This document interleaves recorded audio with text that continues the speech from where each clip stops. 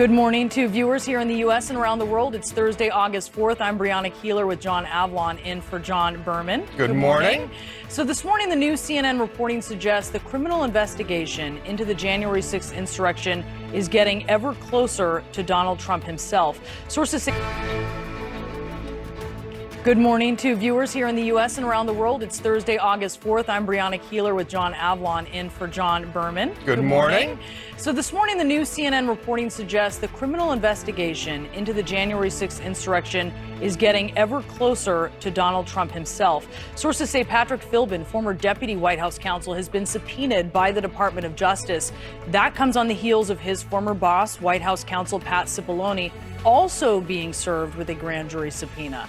As one of the two Republican members of the January 6th committee puts it, quote, "This is probably bad for former President Trump."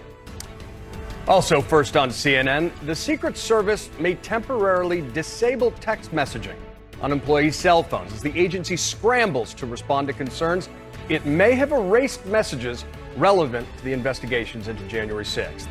Joining us now, Maggie Haberman, CNN political analyst and senior political correspondent for the New York Times, as well as Daniel Goldman, former federal prosecutor, was lead counsel in the first impeachment inquiry against Donald Trump, also running for Congress in New York's new 10th congressional district. It's great to see you both.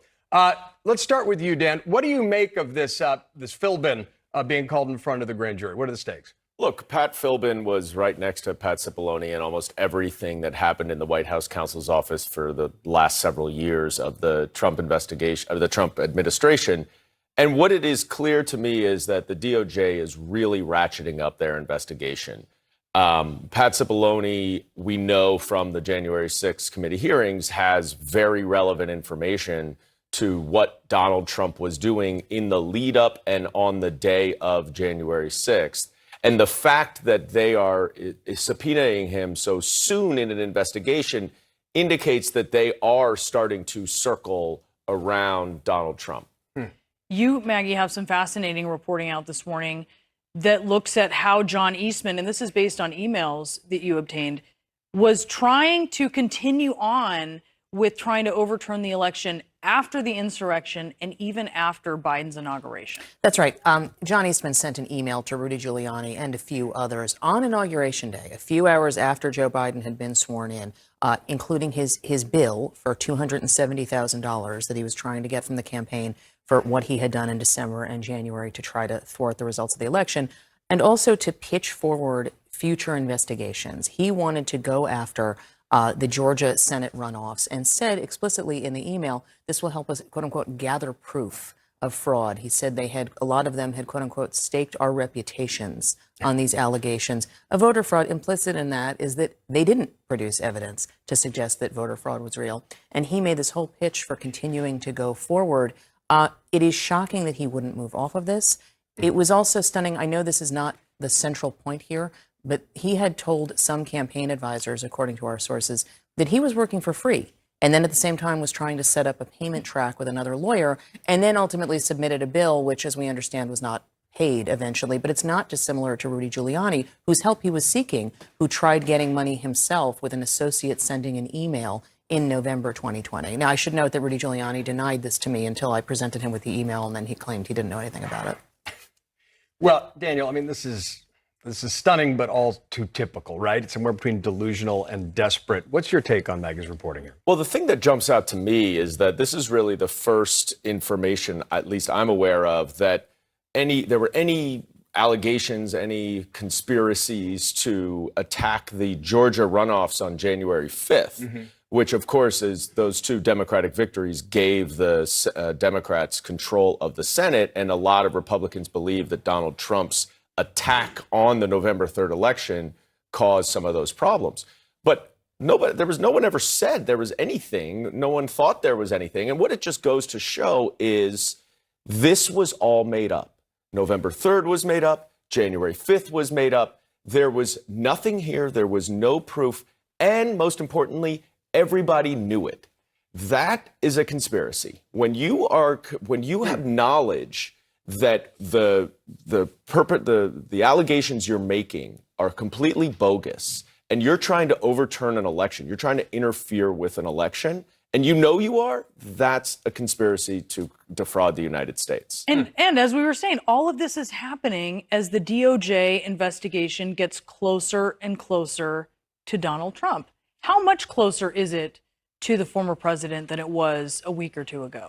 I don't think it's different than, in the last 2 weeks, right? I mean, I think we should note that we don't know that there is a specific investigation into Trump. Yes. We know that there are 2 sitting grand juries that relate to issues around January 6th and its lead up. I believe the one that a lot of people have been called to, Mark Short, Pence's former chief of staff, Greg Jacob, who was also a lawyer in the White House. He was Pence's general counsel. They testified a few weeks ago, or 2 weeks ago. That one, I believe, is about the fake electors. And that is a plan that the DOJ is looking closely into. Can I just provide a little bit of perspective? I think we make too much of a big deal about whether there is an investigation into Donald Trump or not. When you have a witness come in as a prosecutor, you're going to ask them everything they know about the whole scheme, whoever that involves. And maybe that's Trump, maybe that's Meadows, maybe that's somebody else. But you are not going to sit there and say, okay, I'm just going to ask you about Mark Meadows, but I'm not going to ask you about Donald Trump. We know from Cipollone's testimony that he has a lot of information about Donald Trump. Now, there may be privilege issues that they're going to have to wade through. It might not happen next week. But this myth that, it's not an investigation into Donald Trump because they haven't declared it to be into Donald Trump. Well, that isn't what I said. No, I didn't mean to say that. I want to cut you off for a second because this is actually something that happens with journalists a lot, where we get pulled to say something more than we know. And I would hold up as an example the fact that, as my colleagues reported yesterday, Rudy Giuliani apparently is not getting indicted in the Southern District. We were told for months and months and months an investigation was leading toward him, and now that's not happening. So this is I didn't why mean we to say say, that. no. You're absolutely right as a journalist to say you don't have evidence. That's not my point. I'm saying as a former prosecutor, if I have Pat Cipollone come in, I'm going to ask him about Donald Trump. There's no question. And a lot of the questions were about Trump. I mean, listen, as we understand it, when Greg Jacobs was questioned, when Mark Short was questioned, obviously with Pat Cipollone, they're not asking Pat Cipollone about his election work. They're asking Pat Cipollone about Donald Trump. There's no question about that. You are absolutely right. I do just want to make clear to people watching that this is why we make clear what we know and what we don't. Exactly, and that's important. Important clarifications, and also I think reflecting your different roles. Right. Journalist, you're expressing your experience as a former federal prosecutor and looking into this circumstance. I want to take the whole theme of conspiracies and depositions and digital evidence and bring it to Alex Jones, because there was a bombshell revelation in his trial yesterday regarding the fact that 2 years of his text messages on his phone are now in the possession of lawyers on the other side. And there's some indication or expectation that the January 6th committee will ask for them. Given the centrality of Alex Jones' role in the January 6th insurrection, his contacts with people in the orbit of Trump at the very least, even the Oath Keepers, Maggie, what's your expectation? I'm not asking you to get over your skis, but given the reporting you've done around Alex Jones, what questions could this clear up?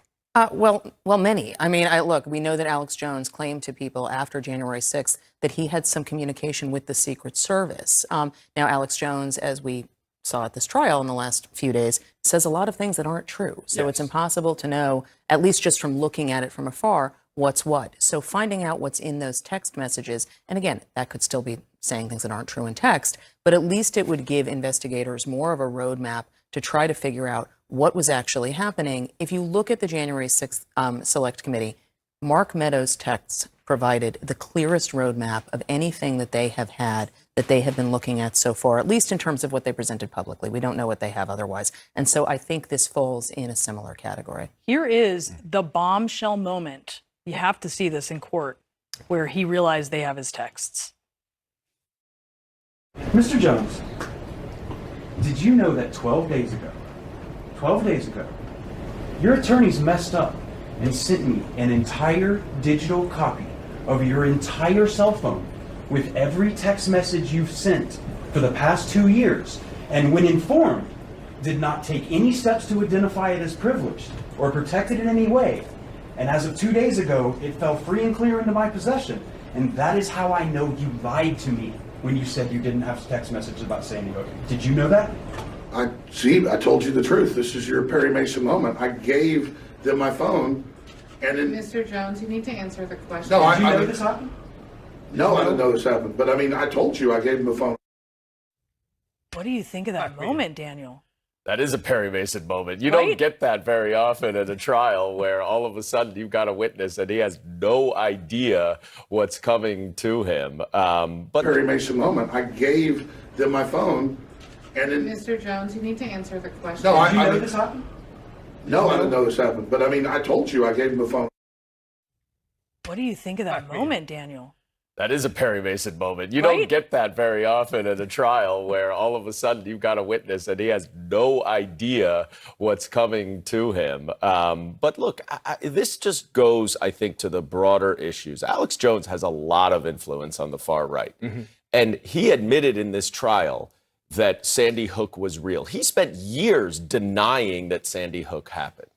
And I think we need to re-emphasize the disinformation that is coming from the far right. Alex Jones, John Eastman, Rudy Giuliani. It is a scourge right now on our democracy. It is undermining truth, as Maggie says, and journalists are pointing out what is true, what is not true, and that's important. But let's take a step back, because there is an outright attempt to mislead the American public from Alex Jones and others on the far right. And it's a real danger to what we have going on, the big lie being the best example of it. There's a reason why Alex Jones is in both, because people will draw a line, and your colleague Elizabeth Williamson does this in her new book, a line between that sort of nexus of all those conspiracy theories, or the origin of them, I should say, and what we have seen born of that going into January 6th. It's really something to pay attention And that's an to. excellent book. I would hope everybody It is read an excellent, excellent book, yes, and we're going to be speaking with her. Maggie, thank you so much. Thanks, guys. Daniel, thank you. Appreciate it. Tomorrow, join Drew Griffin as he talks with people who know Alex Jones. The CNN special report, Megaphone for Conspiracy, begins at 11 p.m. Eastern. All right, this morning we've got more vote counts coming in overnight from Tuesday's key primary races in Arizona and Washington. Election denialism being put to the test. Joining us now to break down where things stand, CNN senior data reporter Harry Anton. I like the hand gestures as always, my friend. Thank you. What's coming overnight? What's the latest? All right, so let's just take a look at where we are right now. The Trump-backed candidates in the major races on Tuesday. Look, in Arizona for Senate, Attorney General, Secretary of State, Michigan, Governor, U.S. House 3rd District. All of these candidates backed by Trump, they're winners. Right now, where are we uncalled? We are uncalled in the Arizona gubernatorial race and in Washington, the U.S. 3rd and 4th District. So let's take a look at where we are in those races right now. So here we go. These are the latest results. In Arizona, in that gubernatorial contest, right? Kari Lake, who is backed by Donald Trump, she is ahead right now, but again, 82% of the estimated vote in. Close race here. It's within 2 points. We can't call it. Let's jump over here. The Washington House 3rd primary. Remember, this is a top 2 primary, so the top 2 candidates go on to the general election. Jamie Herrera Butler, who voted to impeach Donald Trump, she is right now in 2nd place, but again, we can't call it. Let's jump down to Washington House 4th District. Dan Newhouse, another incumbent Republican who voted to impeach Donald Trump. He's in 1st place right now. Again, though, you have to be in the top 2, but we don't have enough vote in at this particular point to call it. Fascinating. We'll get those numbers coming in, but real implications for those two things, especially with top 2. Let's go to the fates of the 10 House GOP members. Right. So let's just take a broader look out right now, get a pretty good understanding of the primary outcomes of the 10 House Republicans who voted to impeach Donald Trump. We know 2 of them have already lost. We know 4 of them have retired. Only one, David Valadao, who is in the top 2 in California, won the primary uncalled for those 2 Washington House members. And Liz Cheney, she has a primary later this month. Right now, chances are she will lose. So basically, there's only one who's won. Maybe they'll end up being 3 or 4, but probably 1 to 3 at this point. And we should say, Peter Meyer, a very close race and complicated by the fact that DCCC spent less than 5 points. Yeah, and the Democrats spent money in that. Okay. I want to give you this goes to the heart of this election denialism. This goes to the heart of it. What is going on in these Republican primaries? So did Biden legitimately win enough votes for the presidency among Republican leaders? Just 35% of Republicans say yes. It's not a big surprise that these quote-unquote election deniers are winning all of these races, these Trump-backed, because if there is one myth out there, it's that the Republican Party is running away from Donald Trump. It may be walking away slowly like I am to John right now, But the fact of the matter is it's not running away. Trump is still a very popular figure within the Republican Party. That was genuinely creepy, by the way. You know me, I'm sometimes genuinely creepy at about 7 a.m. in the morning. And here's the other question that gets to it. Should the GOP be accepting of those who have voted to impeach Donald Trump? Only 35% of Republican leaners say that the party should be very or somewhat accepting. Before we go, we got to dig into Kansas because this was so high stakes, confounding conventional wisdom. What lessons did they learn as you dig into the data? Abortion can drive Democratic turnout because here, look at this. Democratic turnout in the Democratic primary up 79% in Kansas. In all of the states, it was just up 11. It was down, down 11%, up 79% in Kansas among Democrats. Midterms, primaries, it's all a turnout game. It's a turnout game. Marianne, thank you very much. Thank you, sir. All right, Senator Kristen Sinema leveraging her position as the lone Democratic holdout in the effort to get a massive climate and health care bill passed. And emotional testimony from the families of Parkland shooting victims at the gunman's death penalty trial. The parents of one victim are going to join us next. This week, families of the victims of the Marjory Stoneman Douglas school shooting in Parkland, Florida, gave heart-wrenching testimony in the death penalty trial of the shooter. And here's some of it. Our hearts will forever be broken. We will always live with excruciating pain. We have an empty bedroom in our house. There's an empty chair at our dining table. Joaquin Oliver.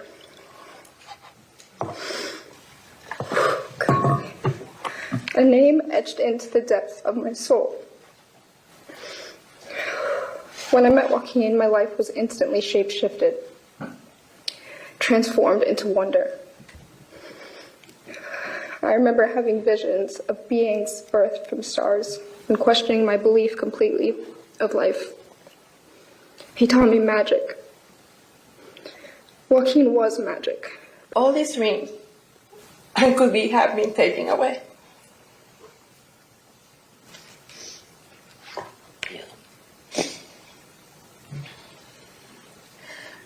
His friends, I didn't know he had that many friends. Girls, boys, little kids. They all miss him endlessly. I feel in my heart the suffering they all endured since the day he was taken from us. And we're joined now by Joaquin's parents, Manuel Oliver and Patricia Oliver. Patricia, we see you testifying there, and you're here again reminding us, as you always do, what was lost on that day, just from your family. What has this been like for you, going through this trial and testifying? This is the worst moment after Joaquin died that we have been going through. That same day, I have to hear the medical examiner talking about his autopsy. That was devastating. Does it bring it all back?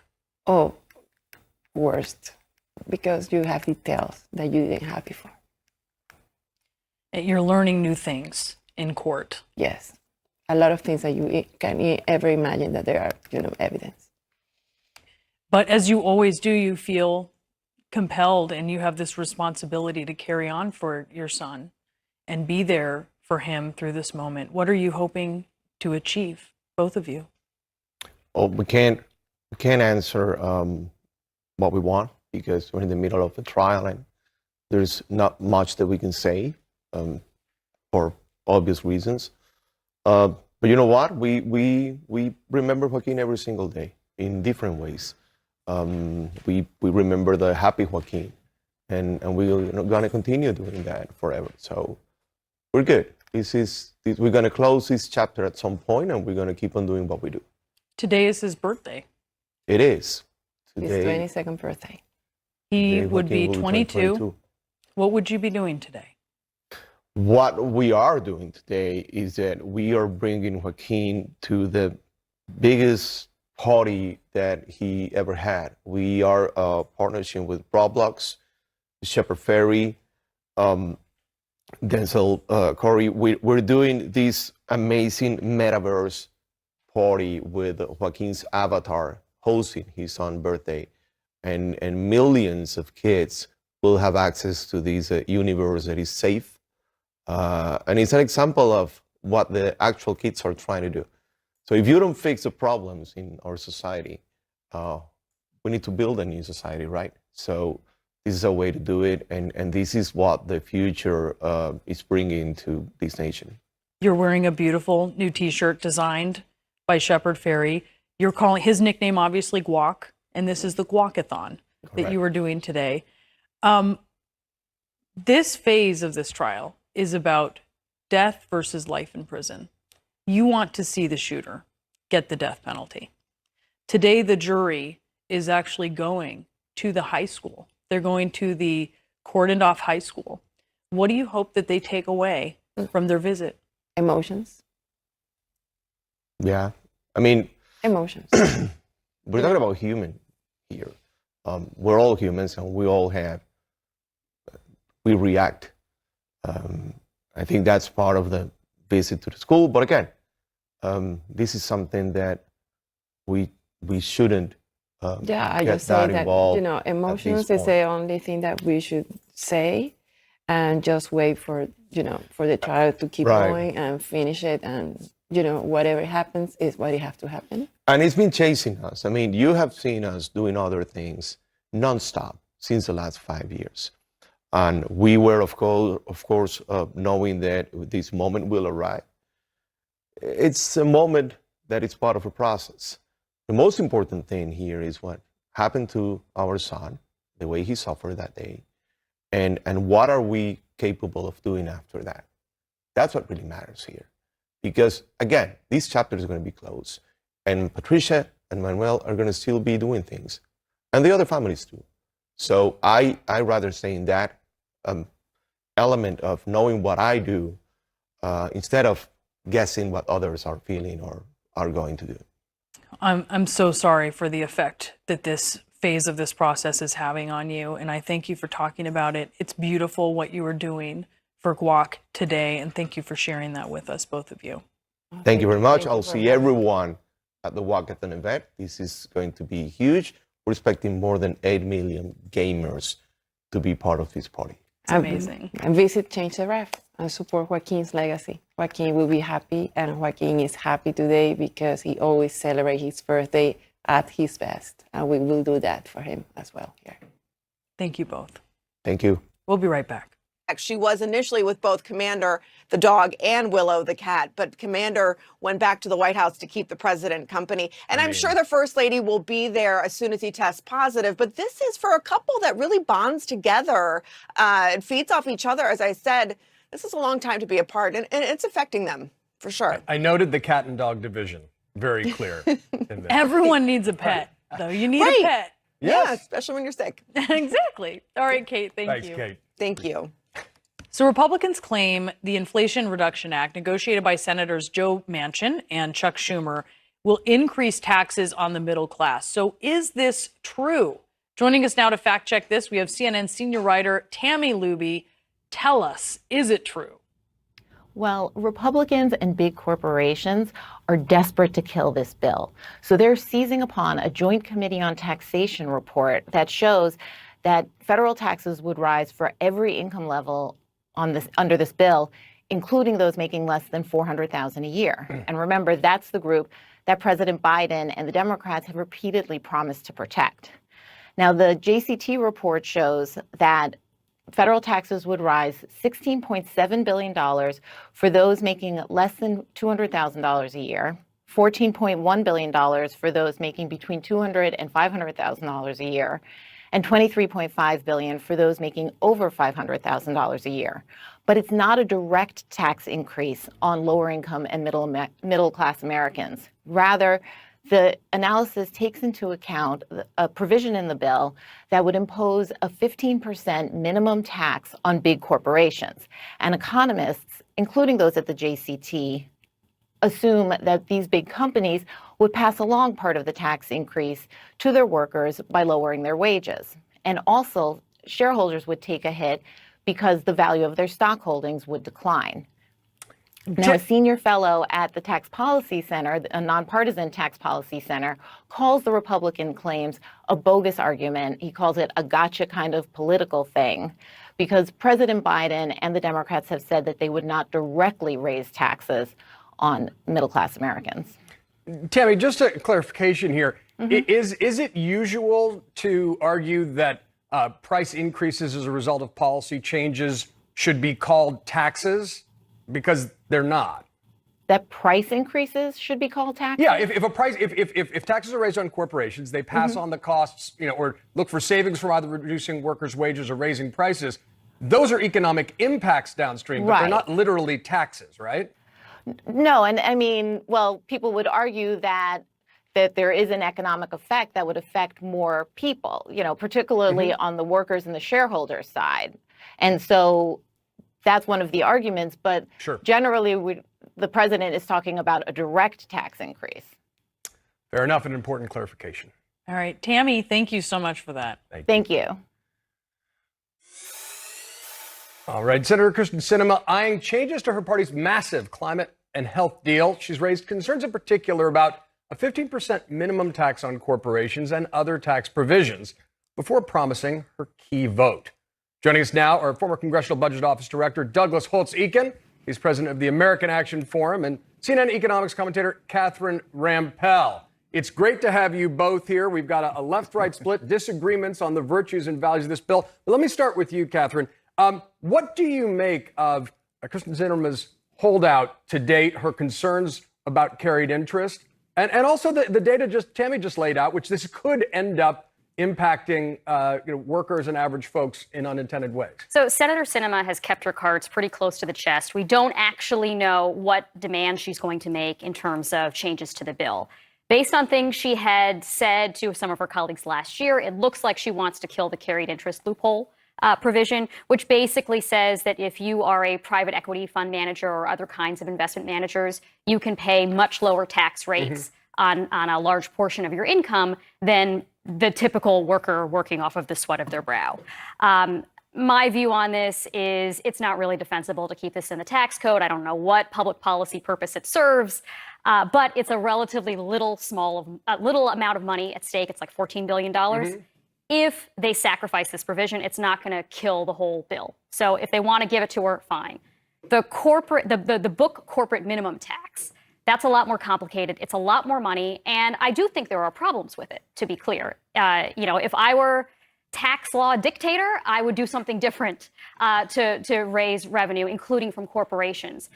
It's like maybe the 10th best policy available. But the 10th best is still a solution. And I think it is good enough, is the way I would put it. I know it's faint praise, but I think it's good enough in terms of achieving the goals necessary, raising revenue so that we can get these important climate investments through. All right, Doug, I know I speak from all of us when I say we're glad that tax law dictator is a position that does not exist. But Doug, what is your... I was just going to nominate Catherine. Thank you. I appreciate it. See, that's the bringing together of people we like to have here on New Day. Doug, what's your take on this bill? I know you're not a big fan, top line, but what about carried interest in particular? I think carried interest is a really complicated tax question, literally. What is the appropriate tax treatment of this? Should it be taxed at the point when you grant it to the private equity manager or at the point when they realize it? Is it ordinary income or capital gains? The reality is, as Catherine said, this is not a lot of money. This is $14 billion in this bill. It's not the sort of crucial piece of financing. And we have been having this same debate since 2009. And so it's no longer a loophole. The Congress has decided that this is how we're going to treat this income, and that's that.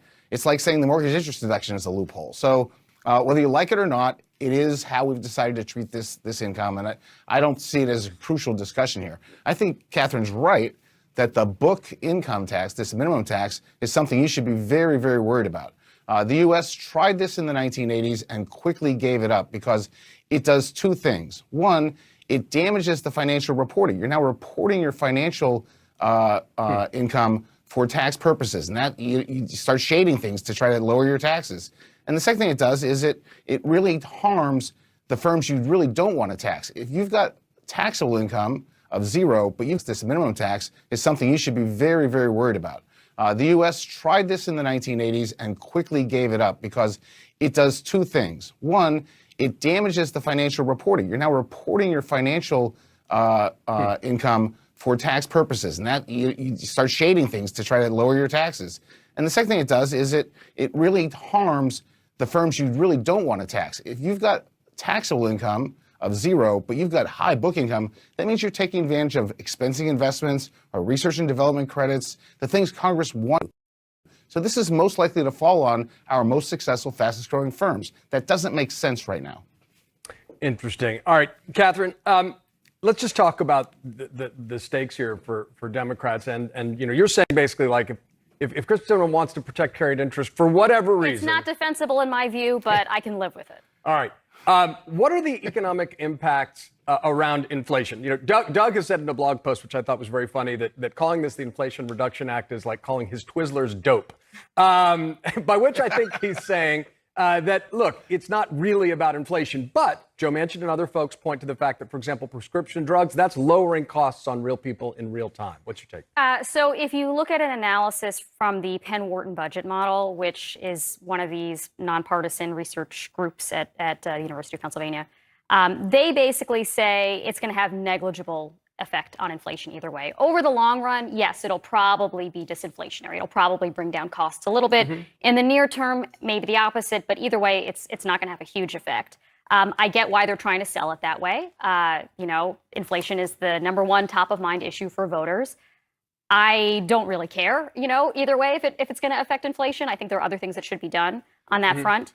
But I care a lot more about the climate investments. I care a lot more about the healthcare provisions. So if that's how they want to market it, fine.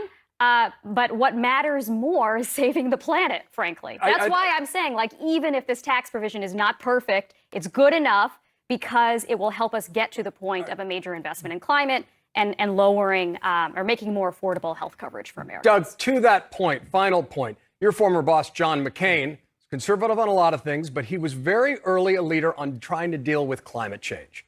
And I wonder, looking at things through that prism, do you think that, climate change and this kind of an approach is something that Congress should be dealing with? Especially given that this is a bill that net, raises more money than it spends.